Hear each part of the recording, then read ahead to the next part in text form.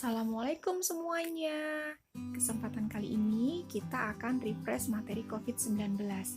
Yuk disimak apa saja sih yang ada hubungannya dengan COVID-19.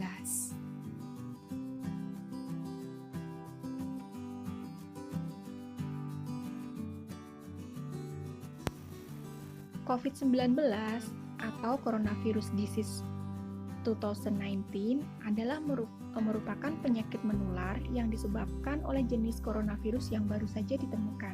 Nah, virusnya itu tidak pernah ditemukan sebelumnya dan mulai dikenal di Wuhan, Tiongkok bulan Desember 2019. Nah, kemudian apa sih coronavirus itu?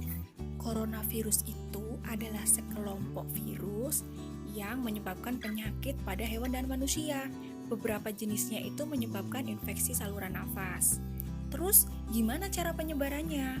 Penyebarannya itu melalui percikan air, liur atau droplet dari hidung, mulut yang keluar dari orang yang terinfeksi COVID-19. Bisa dari batuknya, bersinnya, atau dari berbicaranya. Maka kita harus hati-hati. Ternyata berbahaya ya.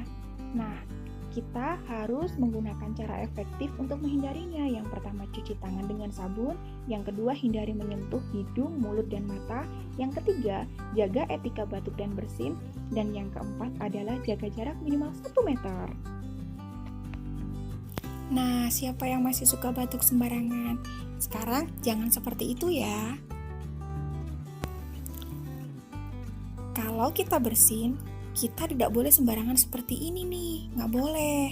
Nah, kalau mau bersin, tutup dengan tisu. Nah, setelah itu tisunya kita lipat dan kemudian kita buang ke tempat sampah. Nah, kalau batuk, ini yang harus kita ingat. Jangan sembarangan batuk, karena dropletnya akan kemana-mana. Tidak boleh ya. Nah, kalau batuk, gunakan siku bagian dalam, tutupkan, kemudian kita baru deh boleh batuk, seperti itu. Atau bisa dengan gunakan tisu seperti bersin tadi. Nah, kemudian baru deh tisunya kita lipat lagi, kita buang ke tong sampah. Yang ketiga, kita bisa menggunakan masker untuk menutup batuknya. Jadi dropletnya nggak kemana-mana deh.